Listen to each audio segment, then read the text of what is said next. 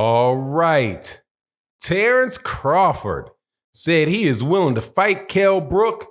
Just put up the money, Eddie. Put up the money. Let's talk about that in this video.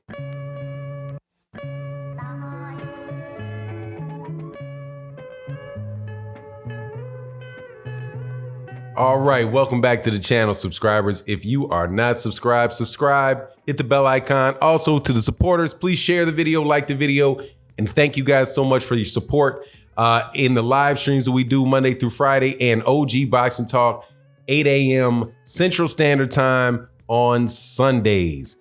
All right, let's get talking about the pound for pound #1 fighter in all of boxing. That is my man, Terence T-Bud Crawford, who, I guess, would you say always the bridegroom, never the bride? Man, this cat can't find a decent fight, it doesn't seem. So, because he's over there with Top Rank, and not only is he having a hard time finding a decent fight, he's the number 3 ranked fighter in Top Rank, behind Vasily Lomachenko and Tyson Fury. So people, although he has a substantial hardcore fan base, and how can you not have a substantial hardcore fan base when you're that much of a pleasure for hardcore boxing fans to watch fight? This cat has been doing it consistently for years now. He's won belts at 135. He won an A belt at 135 pounds, although it's a WBO. We'll recognize that for Bud. And then he wins all the belts at 140. And now he's got a trinket called the WBO title at 147 pounds. But belts and all that stuff aside, this dude can fight. He can box. He can slug. He's southpaw.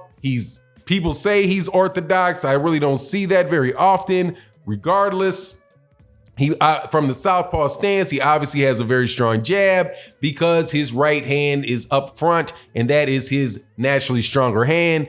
And but he also has a terrific uppercut, left hook, pretty much everything. Great foot movement, great experience, great confidence.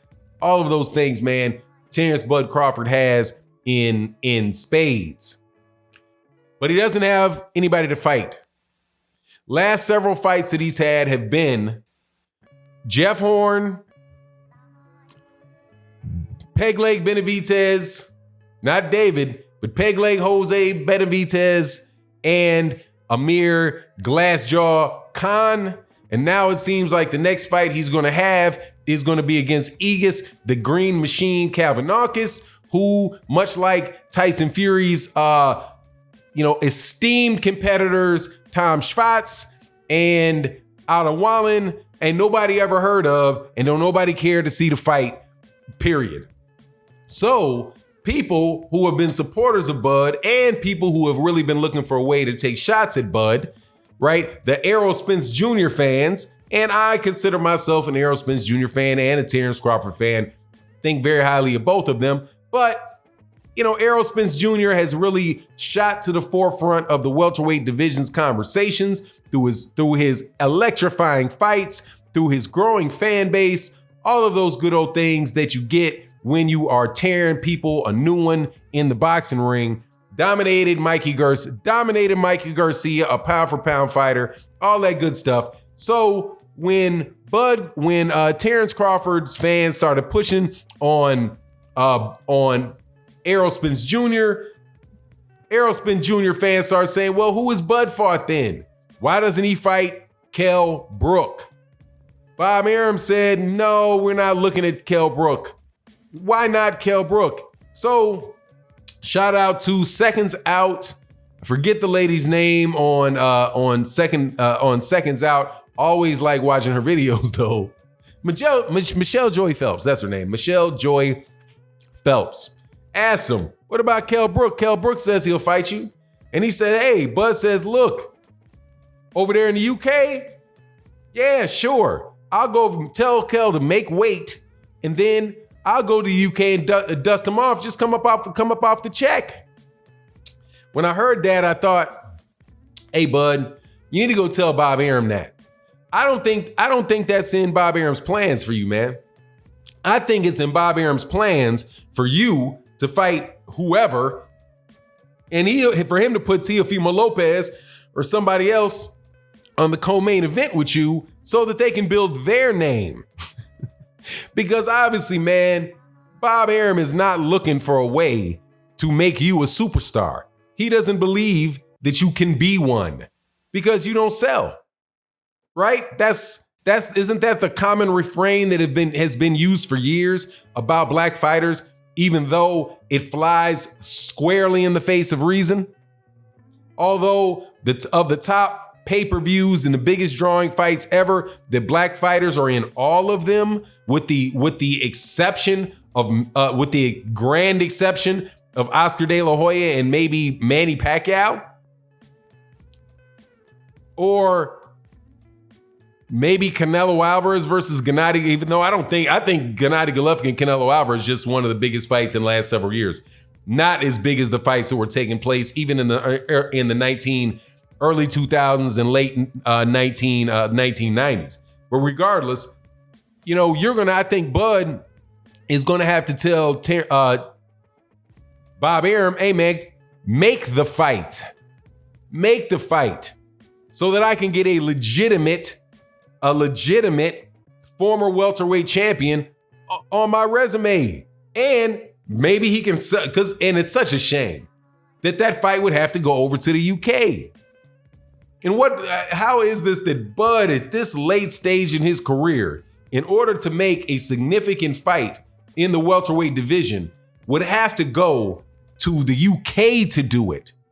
You got to ask Eddie Hearn for a favor. Hey, Eddie, will you let me beat up that dude you got on the shelf over there? You know, the one Errol Spence Jr. already dusted off and Gennady Golovkin already broke up. Let me get him. Because the options aren't there for him because of Bob Arum. And I say because of Bob Arum because that's my opinion. Bob Arum does not seem, when you start insulting Al Heyman, acting as if Al Heyman doesn't exist and you can't get him on the call and he's not reaching out and all that stuff. But then you can turn around and deal with Al Heyman perfectly well when it comes to Tyson Fury and Deontay Wilder. All of a sudden, when it comes to Bob Arum and Deontay Wilder and Al Heyman and Deontay Wilder, Bob Arum can make a fight for the fight after next. Get that done real easy. Now, granted, Tyson Fury and Deontay Wilder had already fought, and Deontay Wilder clearly wants to fight. But Errol Spence said, yeah, man, I want the fight too. I'm going to get done with Sean Porter. I'm going to get done with, and hopefully he can get done with Manny Pacquiao. And then he'll wrap everything up with Terence Crawford. But in the meantime, Bob Arum's got to find something for him. Maybe the reason that they can't get a Danny Garcia is that they're spending all their money on Tyson Fury. What's this huge contract? Where's the money coming from to support the Tyson Fury contract that they say is 80 million pounds or 100 million or $100 million? Now, Bob Arum said that's BS. So, I thought it was BS. I choose to believe Bob Arum in this particular incident because it doesn't make sense. Bob Arum will say, like, for example, with the Jose Ramirez fight, when he was criticizing Eddie Hearn, he's like, look at this, how stupid a check he wrote. This big old check just for Jose Ramirez to go over there and beat Maurice Hooker. So clearly Bob Arum has an aversion to paying boxers what he considers to be too much money, right? The promoter telling the fighter gets to decide whether the fighter is making too much money. Ain't that funny? But regardless, maybe Bob Arum gave all that money to Tyson Fury and now he can't find the money to get a decent opponent for Bud. But that's what happens when you're third fiddle with a promoter. You know what I mean? You're just not going to get the dates. And that's how it has to be in every organization. Even though Al Heyman's is not a promoter. Hey, man, Gary Russell Jr. saying, hey, man, why can't I get a fight with Leo Santa Cruz? Well, Leo Santa Cruz don't want to fight you, man.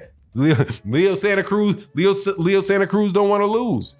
Maybe you can move up from 126 to 130 and fight Miguel Berchelt. Maybe we can get Miguel Berchelt for you. Who knows? But anyway, I would love to see a fight between Bud Crawford and Kell Brook. I think, and because I love to see the conversation go around with UK fans about how Kell Brook is going to win this fight. I don't know if there's too many people that would actually believe that, but if it's in the UK, I'd like to see him. I'd like to see a common opponent between him and Errol Spence Jr. Even though Kell Brook is done, but it would still be fun to see. It'd be a good paycheck for Bud. It'd be an exciting fight to talk about, much more so than Aegis Kalvanakis or whoever they have coming up next after Aegis Kalvanakis. Because that's what kind of fight that Aegis Green Machine fight is. I can already start wondering who Bud's gonna fight next after that. Anyway, it is what it is. Let me know what you think in the comment section. And with that, I'm out. Peace.